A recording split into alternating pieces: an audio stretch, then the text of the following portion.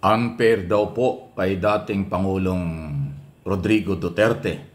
Yun daw pong recommendation ng Quadcom o ng Kongreso na kasuhan ng crimes against humanity.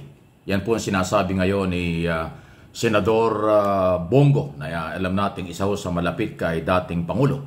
Ang sinasabi niya, si Duterte raw ay anti-drugs, anti-drug lord, kaya unfair daw na siya ay kasuhan at pagbintangan na naging protektor ng mga illegal na drugs during Duterte administration.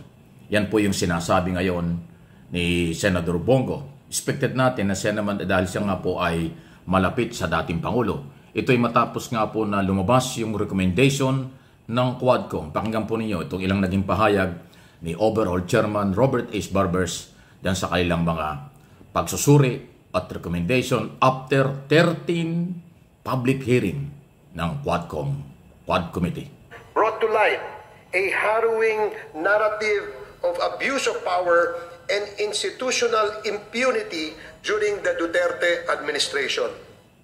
Witness testimonies corroborated by evidence revealed a system that incentivized the killing of suspected drug personalities. A system modeled after the so-called Davao template and replicated nationwide.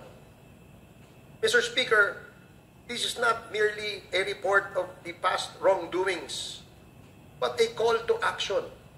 The Quad Committee has responded by filing concrete legislative measures aimed at addressing the gaps in our legal framework. Ayan, no? So, isa lang ho yan sa mga pahayag ng Overall Chairman ng Committee Hearing, Quadcom, Robert H. Barbers ng Surigao del Norte. Yan yung hindi matanggap ng kampo ni Duterte. Hindi lang po si Senador Bongo, pati si Senador Bato, grabe ho ang reaksyon dyan. At iba pang mga senador, like Robin Padilla na sinasabi na malaki daw kasinungalingan. Isipin mo. So, parang hindi matanggap nitong tatlong senador na identify na pro-Duterte yung recommendation ng Kongreso in aid of legislation investigation. So, nasa na kaya yung parliamentary courtesy? Parang nawawala na. Pero yan po ay karapatan nila. Yan ang kanilang pananaw. Unfair daw. So, ano inyong masasabi po dito sa isyong ito? Any comment, reaction? Malaya po kayo. Pero paki-like, share ng ating mga video dito po sa Mike Abe Opinions. Sama na rin nyo yung aking isa pang channel na MA Pinoy TV. Sunod na pag-usapan natin, mga kaso ng mga Duterte, okay? At pro-Duterte. Magkaiba yan eh. Iba yung kaso ng mga Duterte at iba yung sa kaso ng kanilang mga taga-suporta. Maaring hindi nila inaasahan o ito ay kanilang kinalulungkot, pero wala tayong magagawa. Yan po ay ang epekto ng rule of law. O yan ang tamang gawin na epekto at pagpapatupad ng batas. No one is above the law. Kaya kung nalulungkot man ang mga Duterte followers, supporters, at ang mga Duterte mismo na ngayong magki-Christmas vacation, magbabagong taon, puro kaso ang kailang kinakaharap at marami pang kaso ang kakaharapin. Yan po ay hindi man nila matanggap, nalulungkot nila, normal lang yon. Pero ang batas kasi wala namang pinipiling oras at araw at wala rin pinipiling personalidad dyan. Dahil sa lahat ng probisyon ng batas, pantay-pantay, dapat tayo ay merong accountability kapag tayo ay sumobra. So, lumalabas dyan na kung yung mga DDS, kung yung mga gunita, hindi lang si dating Pangulong Duterte, kinasuhan niya ng korupsyon, at itong posibleng kasong crime against humanity, mabigat po yan. At may mga kaso pang plunder na iniharap before Department of Justice. Ang kumpiyanat dyan si Trillanes, si Sara Duterte, marami na rin kasong kriminal. Pwede pang makasuhan ng plunder. Meron pang nakapending na 3 impeachment na ibig sabihin pinapatalsik siya ng civil society, marginalized sector, mga kaparian at abogado.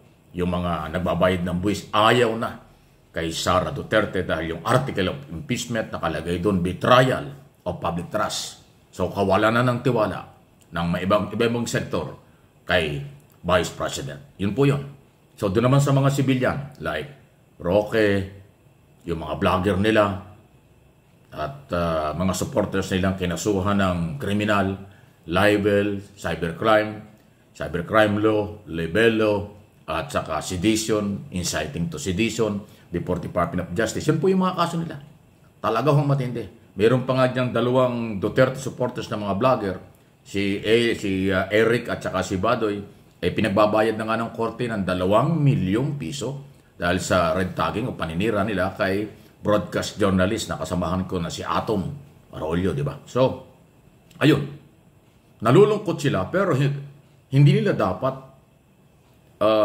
gamitin yan na magpaawa sila o maghanap ng kakampi kasi yan ang epekto ng rule of law.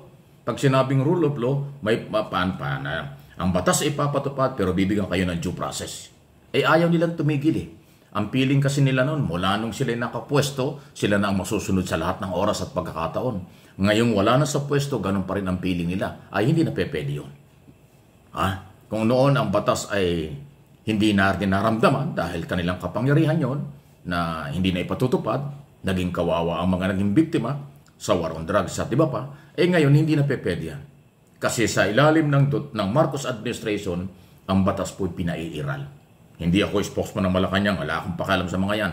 Voluntary lang akong naghahayag ng aking mga nakikita at observation at kinukumpara natin kung ano nga ba ang ginagawa nila noon at ngayon. So yun po yung nangyayari. Kaya sila nalulungkot, nagugulat kasi sila kinakasuhan. Pero hindi na sila dapat magtaka dyan. Expected natin ang maraming kaso sa kanilang mga ginawa, sinasabi at mga paninira. Pasalamat pa nga yung mga Duterte at kanilang mga supporters kasi mabait pa itong Marcos administration. Kung sa iba-iba itong mga naging personalidad sa politika, baka lalo po kayong magkawindang-windang dyan. Hindi biro yan. Di ba? Baka lalo kayong magulat sa mga isyong paggalaw ng gobyerno. Pero dahil nga si Pangulong Marcos hindi ho siya mapaghiganti, mapagpakumbaba, hindi tumataas ang boses, malambot masyado siya. Tingin ko nga kahit galit na, parang hindi galit. Kasi yun ang kanyang style ng management at leadership. So, wala tayong magagawa ron. Style yun eh.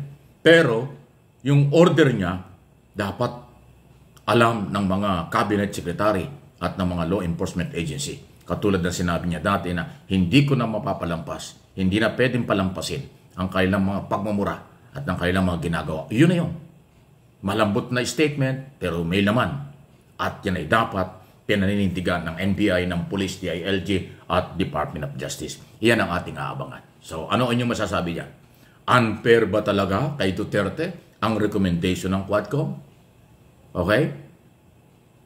Malungkot ba talaga? Nakakalungkot ba na sila ay talagang dapat o hindi dapat kasuhan? Nalungkot sila dahil kinakasuhan? Ganun ba? Please like, share, at subscribe na rin kung hindi pa nakakapag-subscribe sa ating pong mga video na pinag-uusapan topic dito sa ating mga channel.